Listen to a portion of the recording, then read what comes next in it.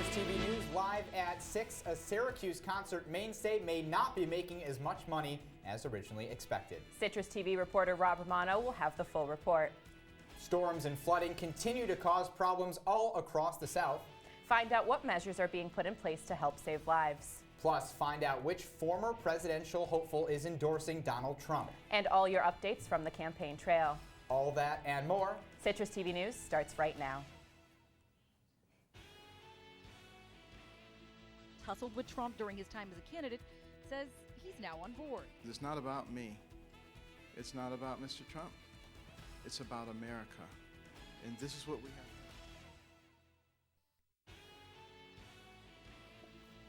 have.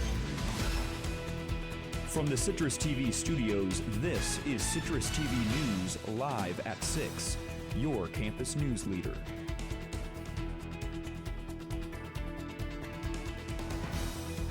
Hello and welcome to Citrus TV News Live at 6. I'm Monica Hammer. And I'm Michael Tricarico. The Lakeview Amphitheater hosted its first and only concert last summer when country star Miranda Lambert paid a visit. But is the new venue worth the cost? That's our top story tonight.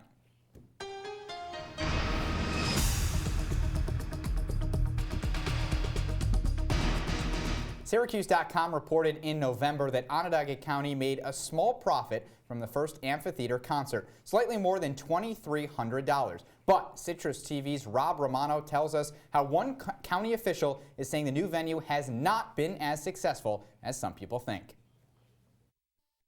At the State of the County address, County Executive Joni Mahoney spoke about fighting the naysayers who didn't believe the new concert venue on Onondaga Lake would be successful, telling Syracuse.com, "It is very gratifying for me to be able to prove people wrong, and the amphitheater was a tremendous opportunity to do that." But County Comptroller Robert Antonacci has another way of seeing things. He recently published a 47-page audit saying the state bailed out the county by almost $120,000 for the concert, and he says the situation is suspicious. We're calling it a bailout because without that money, the County of Onondaga would have lost approximately $120,000.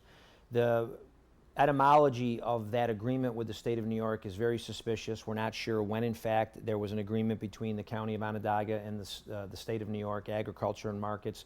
Antonacci's audit says the concert never turned a profit.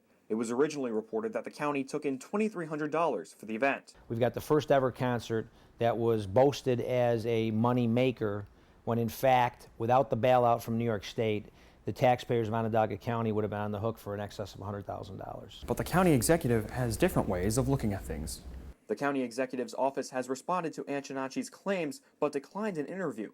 A 14-page response from the office says that Onondaga County expected the concert to not do so well, in the form of a net loss of more than $95,000. Antonacci says his colleagues at the county exec's office need to be more honest about the success of the amphitheater. Embellishing the truth to let everybody know that we think this amphitheater is off and running, and in fact, without the bailout from New York State, which was not disclosed anywhere until we issued our audit. Again, not disclosed anywhere until we issued our audit. I've got serious questions of what the definition of well is. The amphitheater on Onondaga Lake cost taxpayers $50 million back in 2015. Rob Romano, Citrus TV News. A number of musical guests are performing at the Lakeview Amphitheater this summer, including Rascal Flatts, Fish, and the Dave Matthews Band.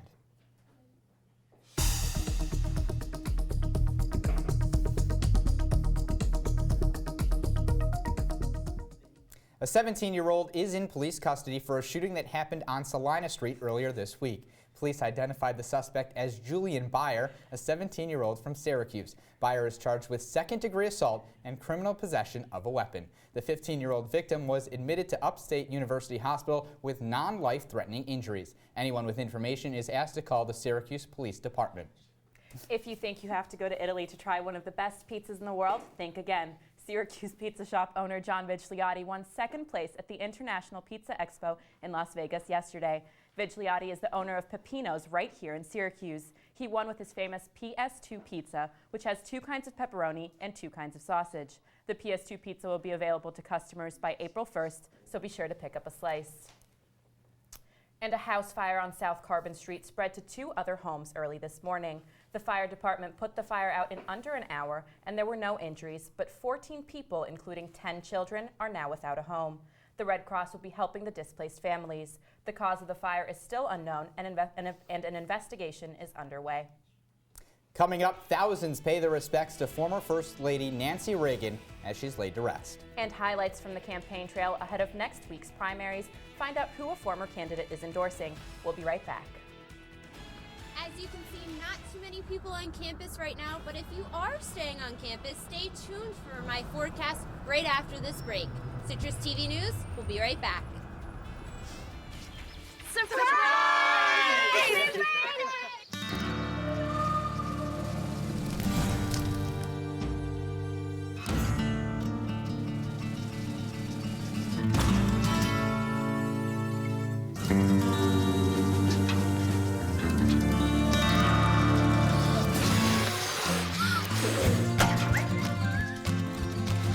Preventing wildfires. That's all Smokey wants for his 70th birthday. Thank you, dear. Well, you're very supple. Just like I was at your age. Back then, I was a sex expert. Used to call me the buttered biscuit. I know about birth control, too. So you can ask me anything, baby. Bedsider.org has birth control information and a lot more. And it's... Have you had sex in this car yet? So, I'm kind of new here, but I've noticed a trend. My human does this funny thing where she goes around and gets all my toys, and then she hides them in that basket by the door. You know, but it's always the same basket, and it's always in the same place. And then she acts so surprised when I find them, but, you know, she's putting them in the same basket. Again. It's like, hello? That's where you put it last time. You were the worst at hide and go seek. So they say it's a man's world? I don't see anybody's name on it. While they were doing their thing, we slowly changed all. Today, women can do anything men can do. And there's one thing we're even better at.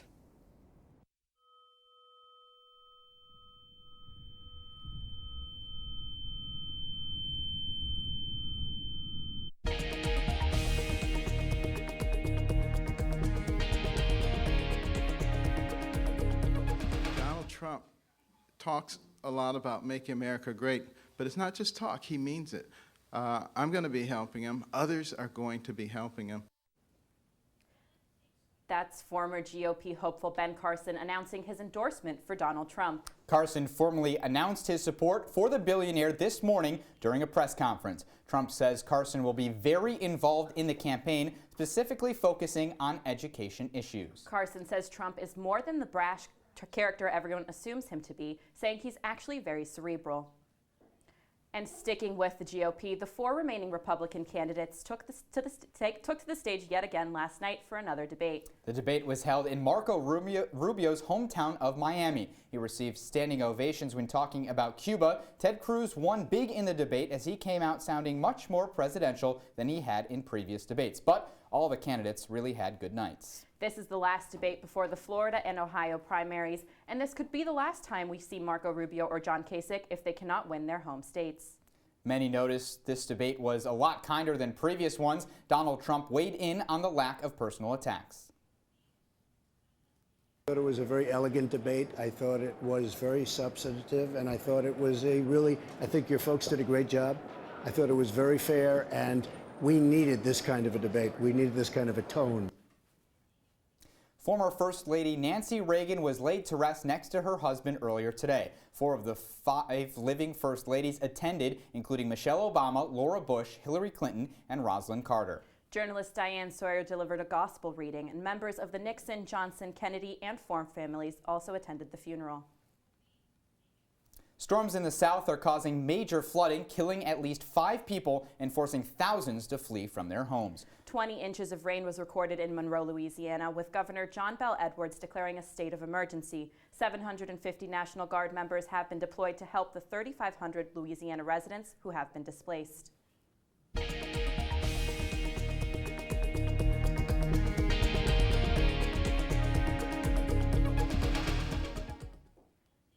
The Greek government says they will not use tear gas in an effort to move migrants. Officials are currently trying to move refugees from the border to nearby government shelters. While some individuals have agreed to move more refugees, have more refugees come to the border each day, the Greek deputy minister says the government cannot use force to transfer the refugees. This comes as the European Union debates new legislation to cope with the influx of migrants.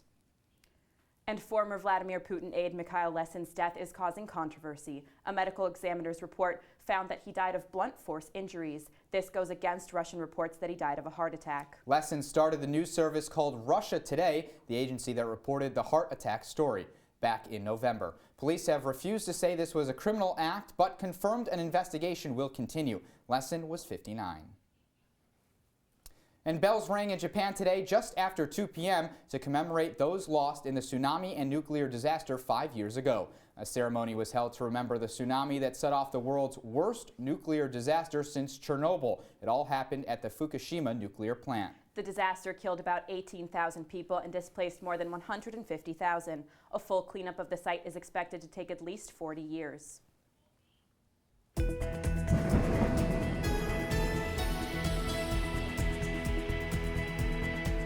We've had some hints of springtime weather this week, but the warmth hasn't quite stuck around. What should you expect for the coming week? Nicole Dementri joins us in studio with the answer.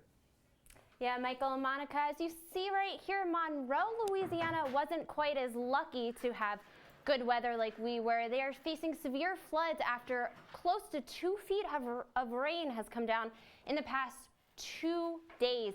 And now moving on, going into the weekend, they're not going to see anything lessen up at all.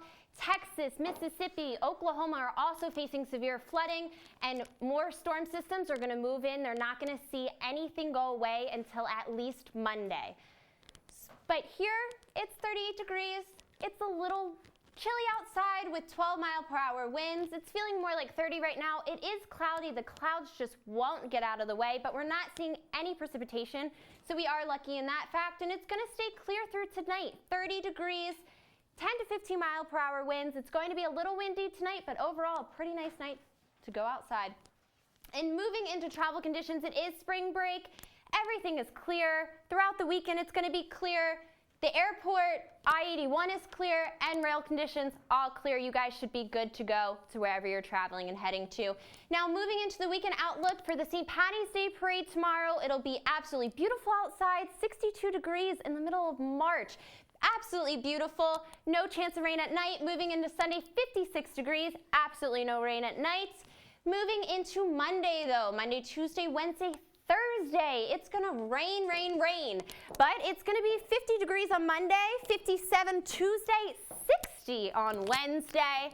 Go down a little bit to 56 on Thursday, 49 on Friday, but it should be clear.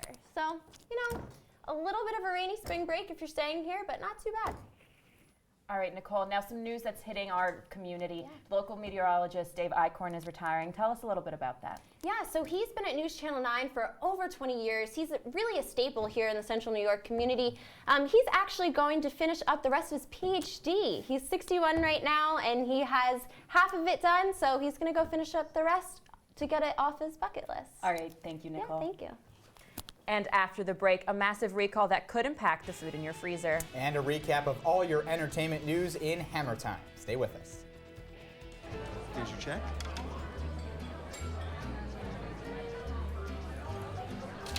Oh, you got it. You know, since I got rid of my car, I really enjoy walking. Okay. God, no. Getting pulled over for buzz driving could cost you around $10,000 in fines, legal fees, and increased insurance rates. Oh, you're home early. You live with your mom? That'll set your game back a few years. Buzzed, busted, and broke. Because buzz driving is drunk driving. I'm a teacher. Let me tell you what I make. I make learning a privilege, not a chore. And frustration, a tool, not an obstacle. I make working hard seem easy and giving up impossible. I make an old subject feel like a fresh thought and unconventional methods common. I'm a teacher. I make more. I grew up in the housing projects of Cleveland. I didn't even know that life could be any better than it was. Education for me has been a way to get away from the agony of what was normal life. I want to be able to impact the community, not just look back on where I came from, but to reach back to where I came from and pull some people up with me. My name is David, and I am your dividend.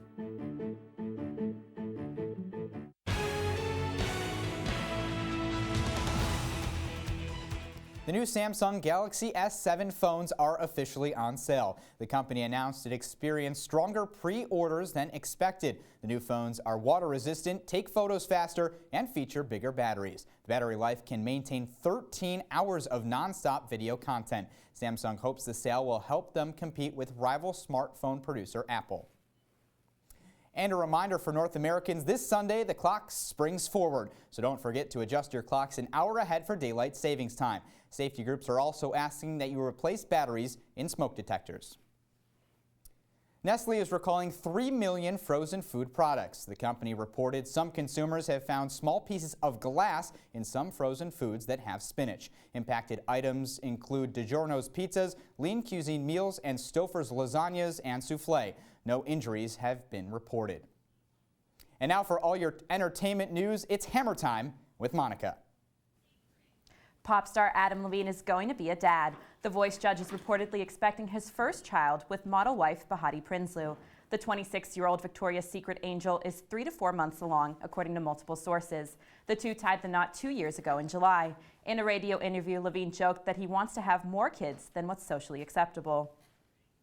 And film and TV star Kiefer Sutherland is switching career gears. The actor announced that he will kick off his music career with a cross-country tour. Sutherland will be performing songs from his upcoming debut LP. The actor started Ironworks record label with singer-songwriter Jude Cole in 2002. Sutherland's album Down in a Hole is a folk album due to be released this summer. And the controversial film Eye in the Sky hits theaters this weekend. It exposes the debate behind the issues of drone violence. It covers a drone mission brought into the question after a child entered the strike zone. At the movie premiere, leading lady Helen Mirren said she still does not have a particular viewpoint on the issue. The premiere also included a tribute to actor Alan Rickman. Eye in the Sky was the last film of Rickman before he passed. Fan favorite show The Bachelor has its highly anticipated season finale on Monday. We're now joined with Citrus TV's JP Chunga. JP, tell us, what are we looking at in this week's finale? Well, you've got JoJo against Lauren B, and this one, it could be setting up for the fan favorite JoJo winning. And stranger things have happened. Bernie Sanders won in Michigan. That was a big upset. If JoJo pulls it off, that would be a big upset too, because Lauren B certainly is the preeminent favorite. Now, a big question that people are wondering, who's going to be the next Bachelorette? What do you think? Well, certainly you have Kayla, who has been very adept at being the lovable loser, the third place finisher, the bronze medalist. And the one thing that you have to see with The Bachelor is the fact that you have diversity issues in this show. It hasn't been the one place that you want to look at for that. But having Kayla as the next Bachelorette would really be one step towards fixing that. And do you think that that's something that they're definitely considering? Do you think that they're looking at anyone else to fill in the role? Oh, yeah. You got to look at Kayla, especially since she has an interesting backstory, having moved 17 times in her youth, and she's so bubbly and so beautiful to look at. She has the hair of Selena Gomez and the personality of a wonderful bachelorette. What's your prediction, would you say, for next week? For next week, I'm a JoJo guy. I love exactly the way that she dresses. She's so classy. Also, I go brunettes over blondes. All right, thank you, JP. And now to Kevin Ryans with what to expect in sports. Thanks, Monica. Coming up, a preview of Syracuse men's and women's lacrosse as they both have big matchups over the weekend. Plus, a look at SU men's hoops chances at a NCAA tournament berth. Citrus TV will be right back.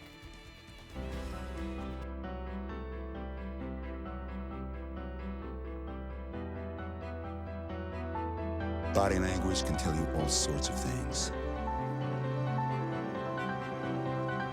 Like someone is having a stroke. Know the sudden signs. Learn fast. Face drooping, arm weakness, speech difficulty.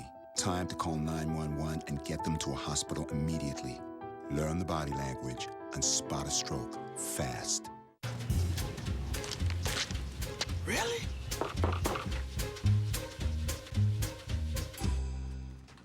Buzz, what's up, man? You left some leaves burning out here. Yeah, I just just came in just for a second. Come on, man. If it's too hot to touch, it's too hot to leave. You could torch the whole neighborhood. It's a good point there, Smokey. 9 out of 10 wildfires are caused by humans. Only you can prevent wildfires.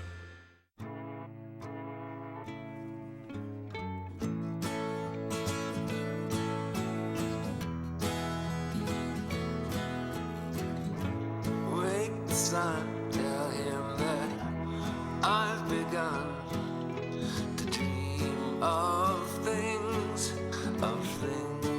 to come, and tell the trees not to look for me. I'm going to find some peace of mind. Wake the sun, wake the sun, wake the sun, wake the sun.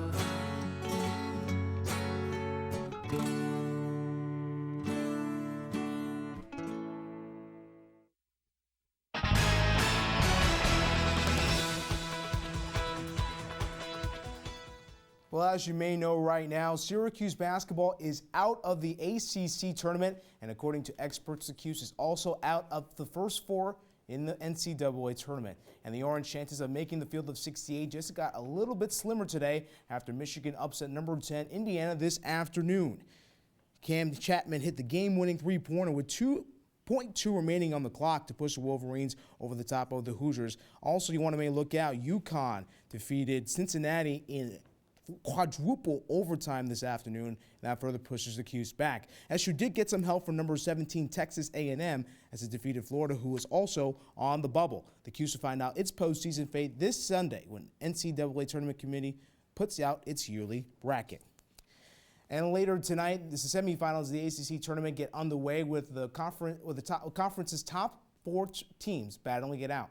Top-seeded North Carolina takes on number 4 Notre Dame tonight at 7, and in a late-night game, number 2 Virginia battles number 3 Miami. Switching over to the lacrosse, the third-ranked Syracuse Orange returns home tomorrow to take on St. John's. SU's entered the game 4-0 after knocking off Virginia 14-13 last weekend. The Red Storm entered tomorrow's matchup with a 1-5 record. However, the boys from Queens gave number 4 Yale a scare this week, leading by as much as 7-1 in the third quarter. The Cuse has yet to drop a matchup with St. John's in the 9-game series history. The team says in order to stay on track, it needs to be focused on one team at a time. This could be somewhat of a trap game. We're coming off a big ACC game. We've really got to get our guys to understand who they are and that we've got to come ready to play because they're definitely coming to Carrier Dome to try to win the game. I think we've learned that we're a good team. I know people were questioning how we were going to perform. I think everybody's played really well this far. But obviously we got to keep working on playing a full 4 quarters and not sustaining runs that we go on. But I think we're taking the steps in the right direction.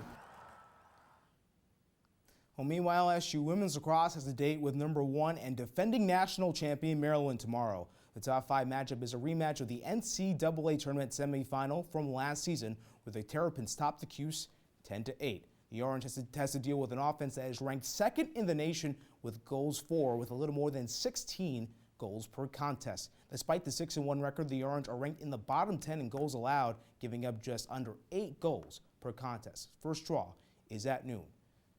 Out west tonight, the Knicks have a look to make it 3 wins in their last 4 games when they take on the Clippers in the Staples Center. The Knicks seek to earn back-to-back victories for the first time since January. New York made a season-high 16 three-pointers and shot 56% overall in its 128-97 win over Phoenix on Wednesday. And finally, the Nets end their long 9-game road trip tonight in Philly to take on the Sixers. Both teams are at the bottom of the conference and have been reeling of late. Philadelphia hopes to snap a 14-game losing streak, while Brooklyn, who started out the road trip with 2 really nice wins, has lost 4 out of its last 5 matchups. Tip-off is set at the top of the hour. And guys, Syracuse's chances at the NCAA tournament took a hit today with Michigan and UConn winning those 2 unbelievable games at the end of the game, at the end of the buzzer. Yeah, so Selection Sunday just 2 days away. Yeah. Is Syracuse making the tournament? I don't think so. I think the Michigan loss hurt, but then the UConn making the buzzer beater at the end of triple overtime and then taking care of business in quadruple overtime really hurt those chances. But Syracuse did it to themselves. They lost 5 out of the last 6 games. They don't deserve to be in the tournament. And taking a look at the women, they made it to the ACC tournament title game. Where will it be seeded for the NCAA tournament? Oh, I mean, you hope if you're a Syracuse fan that it's right here at the Carrier Dome and one of the 4 seeds. And it depends on what the selection committee decides to do. But, I mean, Syracuse, I think they're ranked 14th in the country right now. They're sitting right there to being one of the top 4 seeds. And Syracuse lacrosse is a big weekend, both the men and the women. The men's team gets a little bit of a game off playing a St. John's team that's pretty bad, but a St. John's team that can play a close game against some of the top teams. Yeah, they compete. Like I mentioned before, they were up on Yale. Yale was a very good team. They were up 7-1 at one point. And so they can give the Cuse a run for the money. And as for the women, they're just looking for payback. Last year they went to the Final Four, and they lost to the Terrapins 10-8. So looking for a win right here at the Carrier Dome. All right. Thanks, Kevin. All right, have a good one. And after the break, one last look at your weekend weather. And find out if your spring break plans travel could be impacted. We'll be right back. How can I help my daughter with her reading? Searching for help with Dachshund Reading. No. Let me try. Sarah's bright, but when she's reading, she has trouble sounding out words. Playing world music. What? I give up. Wait, I was trying to show you how Sarah feels every day. Frustrating, isn't it? Redirecting to understood.org. Join parents and experts at understood.org, a free online resource about learning and attention issues to help your child thrive.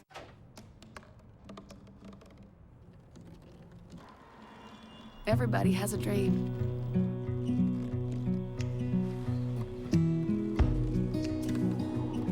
Mine was to see the ocean. And with a little help, I made it.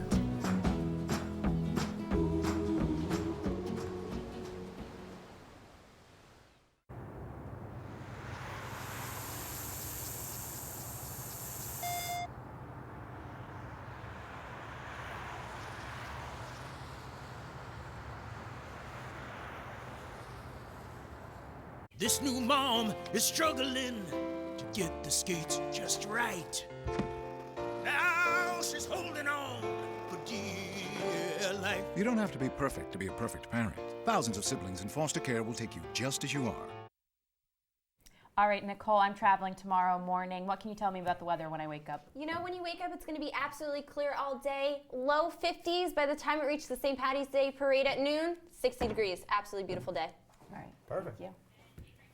And Citrus TV News might be winding down, but stay right here on OTN for Cuse Countdown. And get all your entertainment buzz after that on Syracuse Unpeeled. Now it's our last show before spring break. Citrus TV would like to wish everyone safe travels, and we'll be back with shows on Monday the 21st. Monica, you doing anything fun for break? I am. I'm actually heading down to Punta Cana with a couple of friends, so I'm looking forward to having a nice, relaxing break. What about you? I'm sticking around for most of the break, but then I am traveling down to Johns Hopkins for the Syracuse men's lacrosse team. Johns Hopkins, the team that knocked the Orange out of the tournament last year, so two of the most storied programs for lacrosse, if you're into that kind of stuff. What about you guys? Anything exciting going on? Yeah, you know, I'm just going to be hoping Syracuse men's basketball does this thing, gets into the tournament. If not, well, be cool. NIT stuff would be really awesome to cover. All right, thank you, Kevin.